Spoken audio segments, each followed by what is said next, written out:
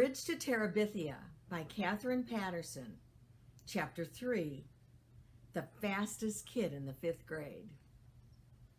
Jess didn't see Leslie Burke again except from a distance until the first day of school, the following Tuesday, when Mr. Turner brought her down to Mrs. Meyer's 5th grade class at Lark Creek Elementary. Leslie was still dressed in the faded cutoffs and the blue t-shirt. She had sneakers on her feet, but no socks. Surprise swooshed up from the class like steam from a released radiator cap. They were all sitting there primly dressed in their spring Sunday best. Even Jess wore his one pair of corduroys and an iron shirt. The reaction didn't seem to bother her. She stood there in front, her eyes saying, "Okay, friends, here I am," in answer to their open-mouthed stares, while Mrs. Myers fluttered about trying to figure where to put the extra desk. The room was a small basement one, and 5 rows of 6 desks already filled it more than comfortably. 31, Mrs. Myers kept mumbling over her double chin. 31. No one else has more than 29. She finally decided to put the desk up against the side wall near the front. "Just there for now, Leslie. It's the best we can do for now. This is a very crowded classroom." She swung a pointed glance at Mr. Turner's retreating form. Leslie waited quietly until the 7th grade boy, who'd been sent down with the extra desk, scraped it into position hard against the radiator and under the first window. Without making any noise, she pulled it a few inches forward from the radiator and settled herself into it. And then she turned once more to gaze at the rest of the class. 30 pairs of eyes were suddenly focused on the desktop scratches.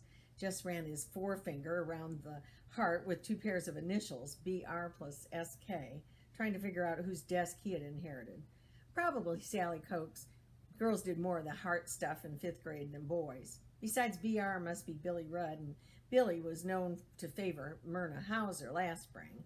Of course, those initials might have been here longer than that, in which case, Jess Aarons, Bobby Griggs, pass out the arithmetic books, please.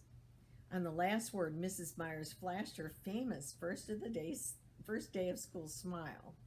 It was said in the upper grades that Mrs. Meyer had never been seen to smile except on the first and the last day of school. Jess roused himself and went to the front. As he passed Leslie's desk, she grinned and rippled her fingers low in a kind of a wave. He jerked a nod. He couldn't help feeling sorry for her. It must be embarrassing to sit in the front when you find yourself dressed funny on the first day of school and you don't know anybody. He slapped the books down as Mrs. Myers directed. Gary Fulcher grabbed his arm as he went by. "Gonna run today?" Jess nodded. Gary smirked. "He thinks he can beat me, the dumbhead." At that thought, something jiggled inside Jess. He knew he was better than he had been last spring. Fulcher might think he was going to be the best now that Wayne Pettitz was in 6th, but he, Jess, planned to give old Fulcher a little surprise come noon. It was as though he had swallowed grasshoppers. He could hardly wait.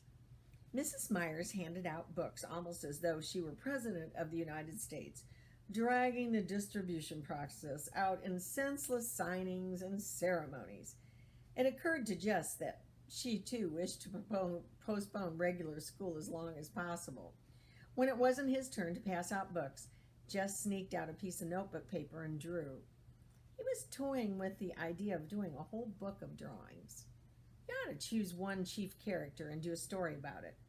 He scribbled several animals and tried to think of a name. A good title would be, how about The Haunted Hippo? He liked the ring of that. Herbie the Haunted Hippo. Even better. The Case of the Crooked Crocodile. Not bad. "What you drawing?" Gary Fulcher was leaning way over his desk. "Nothing." Come on, let me see." Jess shook his head. Gary reached down and tried to pull Jess's hand away from the paper. "The Case of the Crooked..." "Come on, Jess," he whispered hoarsely. "I ain't gonna hurt nothing." He yanked at Jess's thumb. Jess put both arms over the paper and brought his sneaker heel crashing down on Gary Fulcher's toe. "Yow, boys!" Mrs. Myers' face had lost its lemon pie smile. He stomped my toe. Take your seat, Gary. But sit down. Just errands. One more peep from your direction and you can spend recess in here, copying the dictionary. Oh, Jess's face was burning hot. He slid the notebook paper back under his desktop and put his head down. A whole year of this. 8 more years of this. He wasn't sure he could stand it. The children ate lunch at their desks. The county had been promising Lark Creek a lunchroom for 20 years, but there never seemed to be enough money. Jess had been so careful not to lose his recess time that even now he chewed his bologna sandwich with his lips tight shut and his eyes on the initialed heart. Around him, conversations buzzed. They were not supposed to talk during lunch, but it was the first day, and even Monster Mouth Myers shot fewer flames on the first day. She's eating clapper. 2 seats up from where he sat, Mary Lou Peoples was at work, being the second snottiest girl in the 5th grade. Yogurt, stupid. Don't you watch TV? This was from Wanda K. Moore, the snottiest, who sat immediately in front of Jess. Yuck. Why couldn't they leave people in peace? Why shouldn't Leslie Burke eat anything she well pleased? He forgot that he was trying to eat carefully and took a loud slurp of milk. Wanda Moore turned around, all priss-faced. Jessie Aarons, that noise is pure repulsive. He glared at her hard and gave another slurp. You are disgusting. Ring! The recess bell. With a yelp, the boys were pushing for the first place at the door. The boys will all sit down. Ugh. While the girls line up to go to the playground, ladies first. The boys quivered on the edges of their seats like moths fighting to be freed of cocoons. But she'd never let them go. All right now, boys, They didn't give her a chance to change her mind. They were halfway to the end of the field before she could finish her sentence. The first 2 out began dragging their toes to make the finish line. The ground was rutted from the past rains, but had hardened in the late summer drought, so they had to give up on the sneaker toes and draw a line with the stick. The 5th grade boys, bursting with new importance, ordered the 4th graders this way and that, while the smaller boys tried to include themselves without being conspicuous. How many you guys gonna run? Gary Fulcher demanded. Me, everyone yelled. That's too many. No, 1st, 2nd, or 3rd graders, except maybe the Butcher cousins and Timmy Vaughn. The rest of you will just be in the way. Shoulders sagged, but the little boys backed away obediently. Okay, that leaves 26, 27, stand still, 28. You get 28, Greg? Fulcher asked Greg Williams, his shadow. Right, 28. Okay, now we'll have elimination like always. Count off by 4s, and then we'll run all the 1s together and then the 2s. We know. Everyone was impatient with Gary, who was trying for all the world to sound like this year's Wayne Pettis. Jess was a 4, which suited him well enough. He was impatient to run, but he really didn't mind having a chance to see how the others were doing since spring.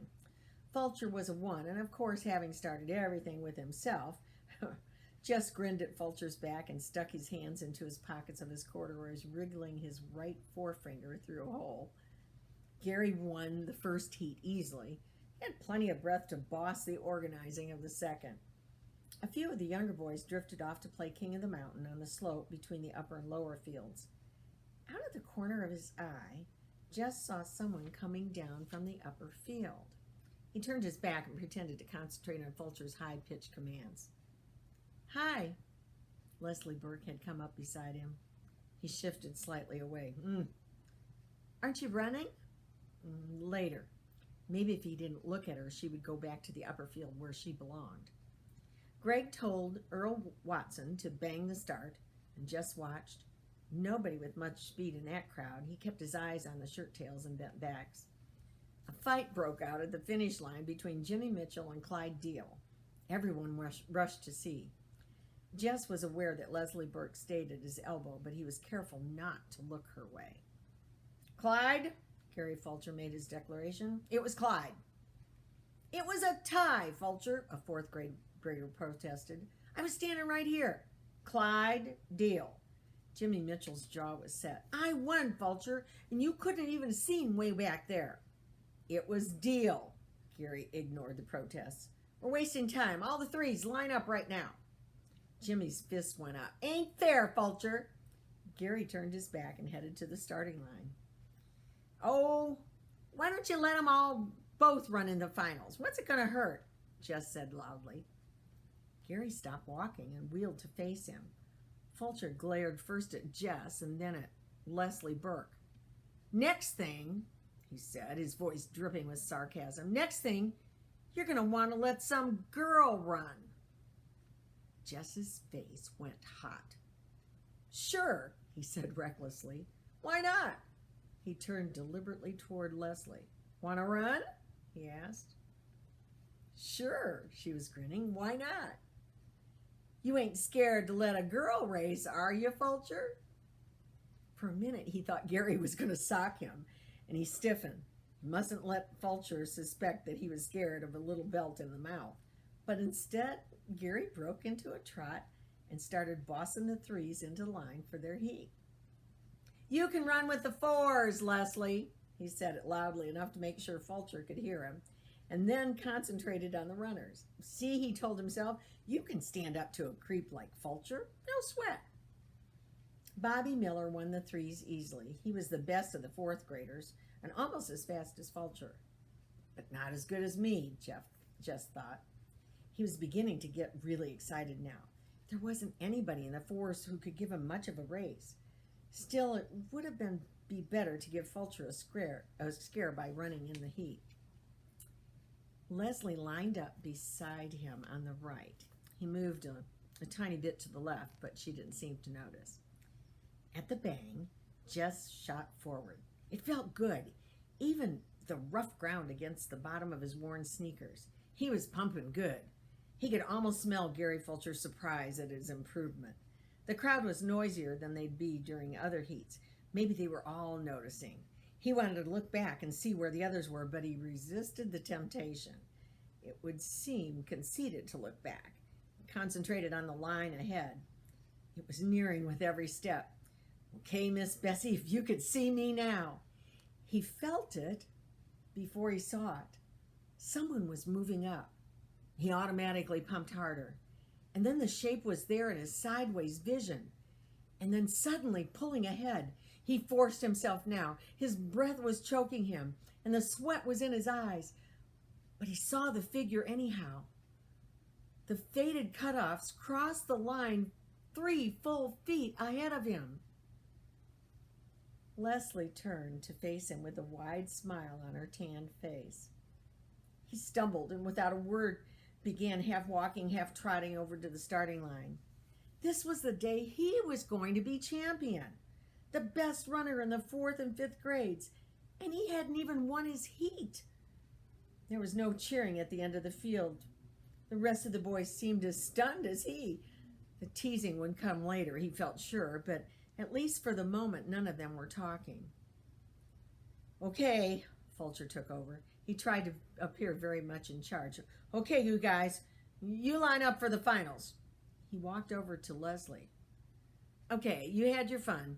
You can run up to the hopscotch now. But I won the heat, she said. Gary lowered his head like a bull. Girls aren't supposed to play on the lower field. Better get up there before one of the teachers see you. I want to run, she said quietly. You already did. What's the matter, Fulcher? All of Jess's anger was bubbling out. He couldn't seem to stop the flow. What's the matter? Are you scared to race her? Fulcher's fist went up, but Jess walked away from it. Fulcher would have to let her run now, he knew. And Fulcher did, angrily and grudgingly. She beat him. She came in first and turned her large, shining eyes on a bunch of dumb, sweating, mad faces. The bell rang and Jess started across the lower field, his hands still deep in his pockets. She caught up with him. He stood, his hands out, and began to trot up the hill. She got him into enough trouble. She sped up, and he refused to be shaken off. Thanks, she said. Yeah? for what he was thinking. You're the only kid in this whole school worth shooting. He wasn't sure. He thought her voice was quivering, but he wasn't going to start feeling sorry for her again. So, shoot me, he said.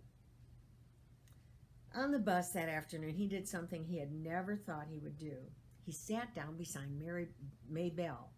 It was the only way he could make sure that he wouldn't have Leslie plunking herself down beside him. The girl had no notion of what she did and didn't do.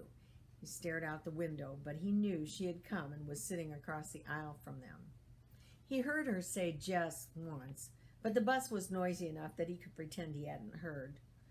When they came to the stop, he grabbed Maybelle's hand and dragged her off, conscious that Leslie was right behind them. But she didn't try to speak to him again, nor did she follow them. She just took off running to the old Perkins place. He couldn't help turning to watch. She ran as though it was her nature. It reminded him of a flight of wild ducks in autumn, so smooth. The word beautiful came to his mind, but he shook it away and hurried up to the house.